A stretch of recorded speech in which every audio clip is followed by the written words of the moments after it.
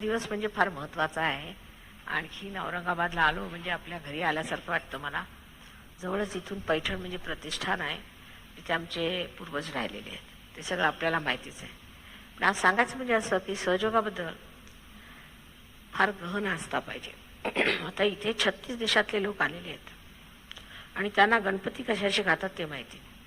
तिथून सुद्धा गणपतीचा ज्यांनी माहीत नाही, ज्यांनी गणपती काय ते पाहिलेलं नाही, त्या लोकांनी इतकं ध्यानधारणा करून इतकं मिळवलं आहे आणि इतके गहन उतरले, तर आपण किती मिळवायला पाहिजे आणि आपण किती पुढे जायला पाहिजे.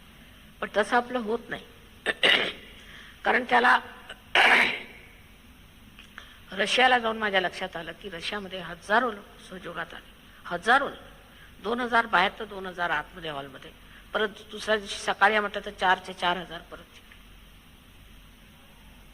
आणि त्यांना पार केल्यानंतर ते जमतात. सकाळी उठून शिस्तशीर म्हटलं 4 आंघोळ करायचे, 4 आंघोळ करून ध्यानाला बसतात 5 वाजता. 5 ते 6 पर्यंत ध्यानाला बसतात. सगळे यच्चे आहोत. पण आपल्याकडे तसं नाही. आपल्याकडे सगळ्या कर्माला आपल्याला वेळ आहे. आता बहिणीच्या, मुलीच्या, अमक्याच्या तमक्याच्या लग्नाला जाऊ. अजून आपल्यामध्ये त्याचं हे खूप आहे, म्हणजे कुसंस्कार आहेत ते सगळे. ही माझी बहीण, ती सहयोगिनी नाही तर ते आपले काही नातं नाही त्याचं. ह्याची सोयरे होती म्हणून सांगितलेलं आहे ज्ञानेश्वरांनी. तुमचे सोयरीक हे, ती सोयरीक आता विसरायची. आता तुम्ही सहज धर्मात आला की ती सोयरीक विसरून आता ही तुमची सोयरीक आहे. ह्या मंडळींना बघा, सगळं सोडून तुमच्यासारखे वस्त्र घालून बसले ती. तसंच आपणही आपलं हृदय उघडलं पाहिजे. माझी बहीण अशी, आता कुठे गेलं की माझ्या भावाच्या आईला, भावाच्या बायकोच्या आईला अमुक रोग आहे म्हणून हजर करतो पहिल्यांदा. सगळा हाच विचार की माताजींचा कसा उपयोग करून घ्यायचा.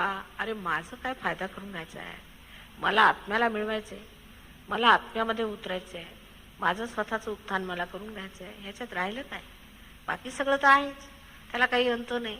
अमुक झालं तमुक झालं, नुसते जगावरचे प्रश्न माझ्यासमोर ठेवायचे. पण मग मला असं वाटतं की हे लोक देवाला शोधतायत का काय, जगाच्याच काहीतरी गोष्टी शोधत फिरत आहेत. आणि सहयोग वाढायला पाहिजे. जो आपला वारसा आहे, हजारो वर्षांनी जी इथे संत साधूंनी एवढी मेहनत केली नाही, या जमिनीत आपलं रक्त होतेलं आहे, त्या ठिकाणी तर सहयोग एकदम वाढायला पाहिजे. पण आता एखादा दुष्ट येऊ द्या, भामटा येऊ द्या, पैसे घेणारा येऊ द्या, किंवा हजारो येऊन उभे राहते. ते सत्य साईबाबाचं भूत असलं किंवा कोणाचे भूत असलं, ते पहिल्यांदा त्यांच्या पायावर हजारो लोक येणार. पण तो देतो काय ते बघा. म्हणे हिरे देतो. अहो हिरे घ्यायला तुम्ही बाजारात जा, त्याला देवधर्म कशाला पाहिजे असा. हा काही देवधर्म झाला आजपर्यंत कोणत्या